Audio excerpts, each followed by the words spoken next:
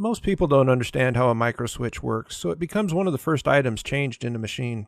If the problem isn't the switch, the repair person wastes a lot of time and money and increases the customer's downtime. Because this is something I'm asked about a lot, I created this video to better explain how this switch works. Simply put, a microswitch changes the direction of power when the arm is moved. Although we call it a microswitch, it's better known as a snap action switch because it uses a spring to open and close connections inside of it. If you move the lever on a good switch, you can hear the spring snap back and forth. This gives it the ability to change the direction of power quickly between two devices, like these red and green lights. In order for this to happen, the switch uses 3 connection points, and they're labeled as C for common, NO for normally open, and NC for normally closed. A microswitch works by using a spring-loaded lever to open and close a set of internal contacts. Power is typically attached to the common terminal. This leads into the switch and energizes the spring, and because the spring is touching the normally closed pin, sends power out here. This is called the resting state, meaning there's nothing pushing against the activating arm. The moment the arm is moved, the spring snaps into a new position and changes the path of power by sending it out the normally open pin. Now that you know how the switch works, see if this helps you understand how it's drawn in a diagram. I'll draw the same circuit that uses the red and green lights. We'll assume we're working with 120 volts, so we should have 3 wires. Line 1 bringing the power in, neutral taking it back out, and a ground. And I bring the power into our microswitch. The circles indicate wire connections. Our switch has 3 and our diagram has 3, and I label them just like on the switch: common, normally open, and normally closed.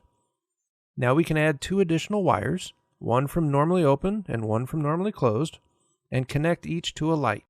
Lastly, both lights are connected to a neutral. Now let's walk through the circuit. In this case, power enters into the common terminal and exits out the normally closed terminal because we draw components in the resting state. The power continues through the wire and passes through the red light and out through the neutral. Power passing through causes the red light to be on. The microswitch's arm is not drawn in the diagram, but once something moves it, the internal spring changes to the normally open terminal, allowing power to travel to the green light and at the same time interrupting power to the red light. Because there are only 3 terminals, the switch is very easy to test. After locking out the circuit and removing the wires to the switch, set your multimeter to test for continuity. With the switch in its resting state, place your test leads to the common and normally closed terminals and see if your meter tones. If it does, move the switch's arm to its non-resting state and test from common to normally open. If your meter tones during both tests, the switch is good.